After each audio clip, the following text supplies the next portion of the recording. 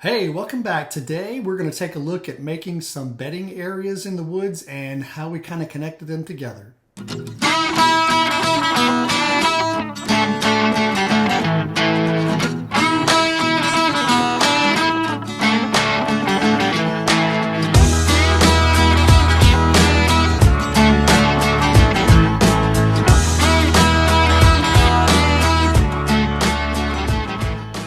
Okay, let's take a look at the kind of the overall big picture. We'll look at the habitat plan, kind of see where we're working in it. Then let's take a look kind of at some details. I'm going to do like a little schematic and kind of work in on the details of how we're going to do it. And then the last thing we'll do is we're going to look at the footage of actually cutting the trees and making it. So let's get started. All right, so you may remember this from the previous video, but here is a copy of the kind of the wildlife and habitat plan. So let's look at the west side of this drawing. And if we look in this area right here, this is where the deer bedding I'm going to create is, and each of these little orange spots are bedding areas created within the woods. So these bedding areas are kind of, I guess, feeding, if you will, the travel routes that lead, let's zoom in here. The travel routes that kind of leave to go to other parts of the woods. So we have these yellow lines are travel corridors coming into the area and leaving the area.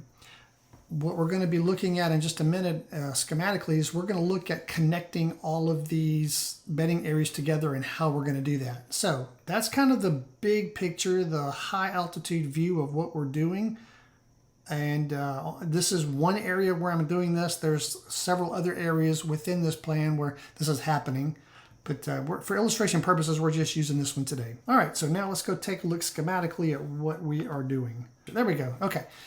So just like in that plan we looked at, the orange areas are the deer bedding areas. And you can see in this picture, I have got 4 of them representing the bedding areas. I made more than that, but this serves to illustrate the purpose.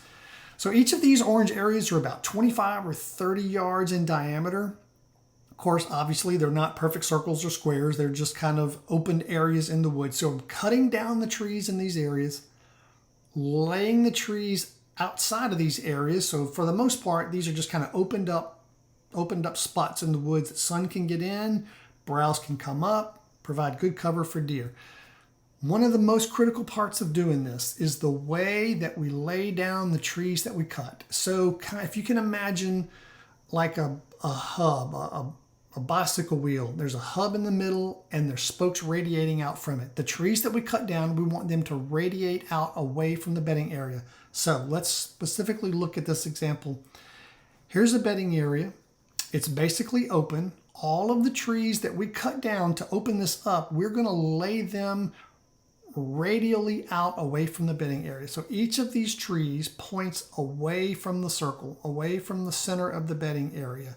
That's by design. These deer want to feel secure, and part of helping them making them feel secure is giving them an ability to escape.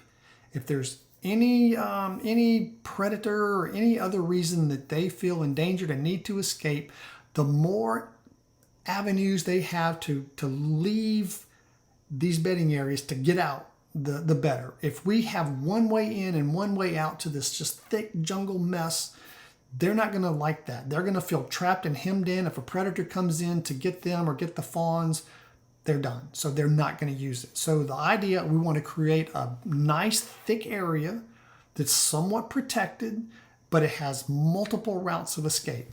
So each bedding area, these deer can escape between all these trees.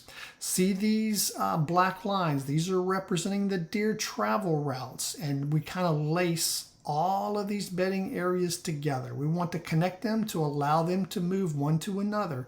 We want bucks to be able to cruise through here. Bucks may in fact choose to come on the downwind side away from the bedding areas, not going through the middle. And so we want to be able to provide for that too.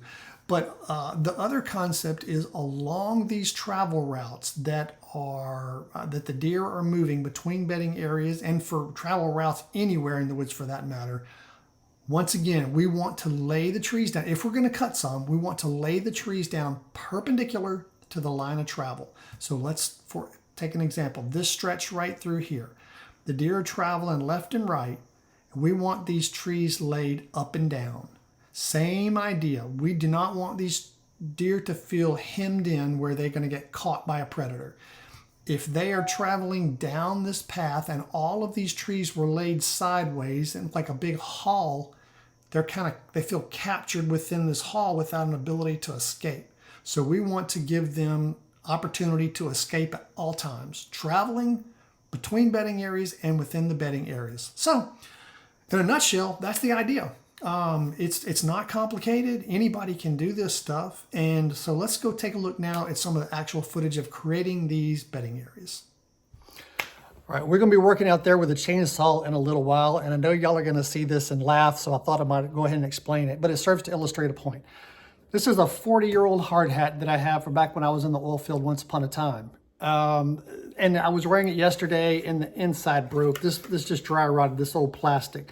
So I have rigged up, for lack of being able to have time to go to the store and get anything today, I've rigged up a strap here from an old trail camera, and I'm going to use that to hold this thing on my head. So I know y'all going to see that and you're going to laugh, but it serves a point. I'm working with a chainsaw, and I'm breaking a rule. I'm working with a chainsaw by myself.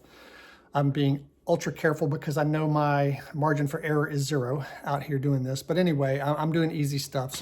But the point is, I could just not wear the hat, just put on the old ball cap, but that's not part of what we need to do. We need to wear our safety equipment. So I'm gonna wear this old ugly hat with my goofy little nerd strap on here because that is part of safety, and safety is more important than getting this work done. So plug in for safety and all this fun stuff. Yeah, don't laugh at me too hard. So we're now back to the area where we want to create some bedding. It's gonna be back over in these woods.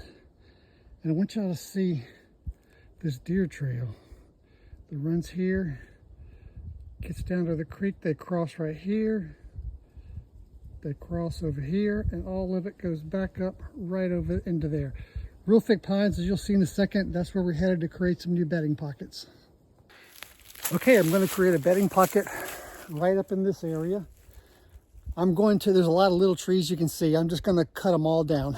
I may end up kind of cutting a bunch down first, and then if they don't fall the direction I want, then straighten them up, get them arranged, and then come in and cut more into the interior and get them arranged. So it's going to be a kind of a go as you kind of figure out as you go, I guess is how I'd say it. So we're going to make about a 25-yard circle right in here, and then we're going to move out through the woods just a little bit, do another one, and then moving south, do more and more and more. And we're going to make sure they're all connected together. Make sure every one of these deer beds has escape routes through it and connections to the other bedding areas. So this is going to be a super hot spot.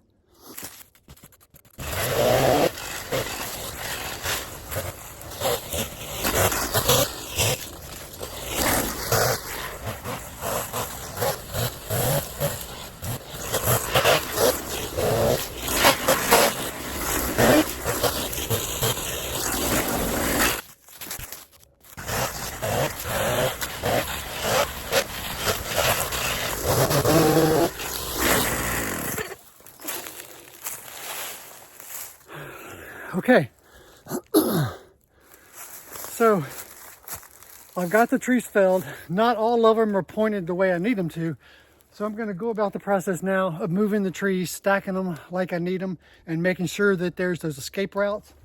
We'll get this cleaned up just a little bit, and then we'll go on to the next one. So it doesn't take long. I think anybody can do this. This is my first time. So it's a little bit of learning as I go, but this is improving the deer habitat. I'm hunting for big bucks. I'm hunting for 4.5 and older. So this is part of the keys to making this place hunt and hold deer the way I want it to. So don't be afraid to do this stuff. Okay, here we go. Coming from the first bedding area that I made, coming into the second one, I'm walking the trail. So what we're gonna see is that as I walk into this area, I've got a trail that continues on in front of me, straight on through, so there's an escape route. I've also made an escape route through the side here. That's the one we just pointed out. I've got another escape route through here. That's where we just came from. So I've opened up the sky, let some sunlight in here, got good thick bedding here. Try to throw a couple little logs down to maybe give the deer an idea where they might want to bed. They'll probably find better spots than what I created, but this is the idea. Open it up, get stuff on the ground, try to make good habitat. This is south facing. I wanted to open up more of this side over here because sunlight comes in and it helps this place regenerate with more good luscious stuff for them to eat. I still may go in and cut a little bit more back off on this side to let more sunlight in, but I got two big giant pine trees here that are way too big for me to handle. I can't do anything about them, so I've got to deal with that. Anyway, that's kind of how this is going. Making a daisy chain of these beds all throughout here.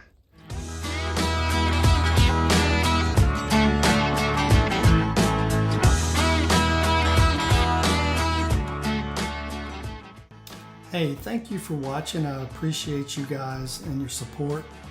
Remember, God loves you.